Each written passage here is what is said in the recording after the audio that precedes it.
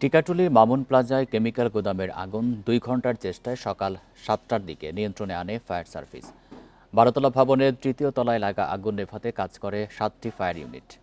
আগুনে গুদামের কেমিক্যাল নষ্ট হলেও কেউ হতাহত হয়নি। বাসিন্দাদের অভিযোগ, মালিক অবৈধভাবে ভবনে কেমিক্যালের গুদাম ভাড়া দেন। কমিটি গঠন করে আগুন লাগার কারণ ও ক্ষয়ক্ষতি নিরূপণ করা হবে, জানিয়েছে ফায়ার সার্ভিস।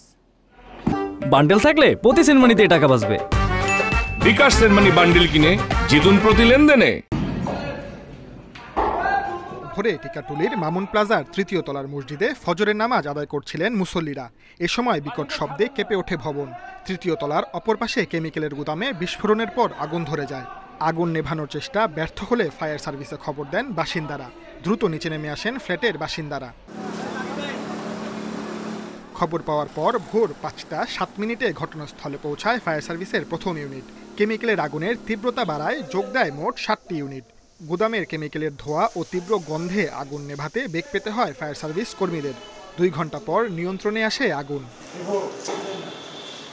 বাসিন্দাদের অভিযোগ, নিরাপত্তা ঝুঁকির কারণে ভবন মালিককে একাধিকবার নিষেধ করা হলেও ৩য় তলায় অবৈধভাবে কেমিক্যালের গোডাউন ভাড়া দেন তিনি।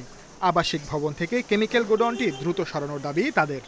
কমপ্লেন করছি যে আপনারা এটা ভাড়া কেমিক্যাল দিতে পারবেন না, কারণ ওই যে চুরিহাটটায় যে ঘটনাটা ঘটছি, এই ঘটনার পরে আমরা সব খুবই শঙ্কিত।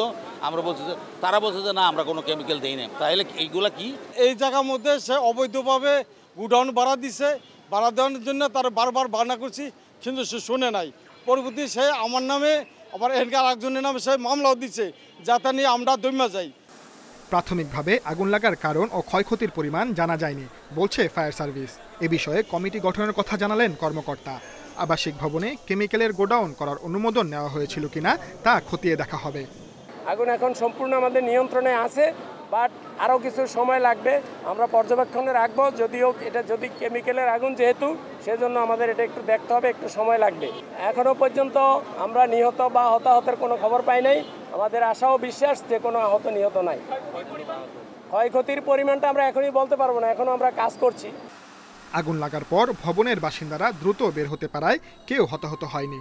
তবে যতদিন কেমিক্যালের গুদাম থাকবে ততদিন নিরাপত্তা ঝুঁকিতে বসবাস করবে ভবনে ৫২টি ফ্ল্যাটের বাসিন্দারা। Sajjad Hossain, independent news, Dhaka.